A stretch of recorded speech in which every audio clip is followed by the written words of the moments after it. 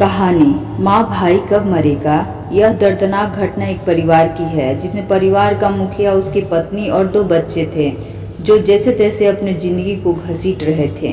घर का मुखिया एक लंबे अरसे से बीमार था। जो जमा पूंजी थी वह डॉक्टरों की फीस और दवाइयों पर लग चुकी थी, लेकिन वह अभी भी चारपाई से लगा हुआ था और एक दिन इसी हालत में अपने बच्चों को अनाथ कर इस दुनिया से चला गया।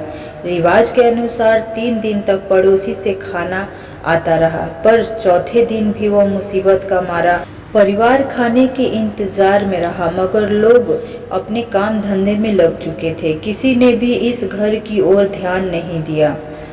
बच्चे अक्सर बाहर निकलकर सामने वाले सफेद मकान के चिमनी से निकल रहे धुएं को आस लगाए देख रहे थे।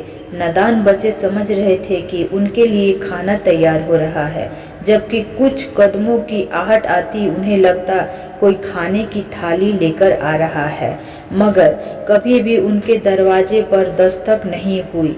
माँ तो माँ होती है, उनके घर में रोटी के कुछ टुकड़े ढूंढ कर निकाले। इन टुकड़ों से बच्चों को जैसे तैसे बहला फुसला कर सुला दिया। अगले दिन फिर भूख सामने खड़ी थी। घर में था ही क्या जिसे बेचा जा सके। फिर भी काफी देर खोज के बाद 4 चीजें निकल आई जिन्हें बेचकर शायद 2 समय के भोजन की व्यवस्था हो गई। बाद में वह पैसा भी खत्म हो गया तो जान के लाले पड़ गए। भूख से तड़पे बच्चों का चेहरा माँ से देखा नहीं गया।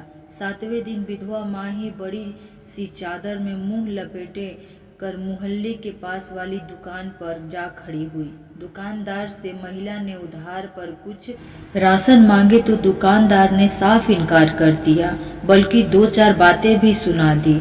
उसे खाली हाथ ही लौटना पड़ा। एक तो बाप के मरने से अनाथ होने का दुख और ऊपर से लगातार भूख से तड़पने के कारण उसके 7 साल के बेटे की हिम्मत जवाब दे गई और वह बुखार से पीड़ित होकर चारपाई पर पड़ गया। बेटे के लिए दवाई कहाँ से लाती, खाने तक का तो ठिकाना नहीं था। तीनों घर के एक कोने में सिमटे पड़े थे। माँ बुखार से आग बने बेटे के सिर पर पानी की पट्टियां रख रही थी, जबकि 5 साल की छोटी बहन अपने छोटे हाथों से भाई के पैर दबा रही थी। अचानक वह उठी, माँ के कान में मुंह लगाकर बोली, माँ भाई कब मरेगा।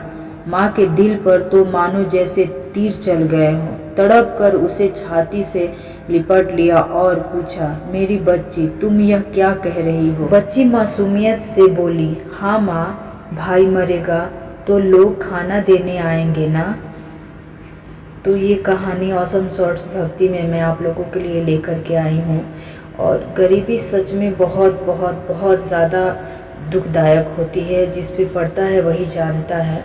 तो इस कहानी से आप लोगों को क्या सीख मिलती है। मुझे तो यही सीख मिली कि अगर अपनों का साया सर से उठ जाए, खासकर बाप का, तो सहारा अपने भी नहीं देते। तो ठीक है, मिलते हैं नई कहानी में। वीडियो पसंद आई हो तो लाइक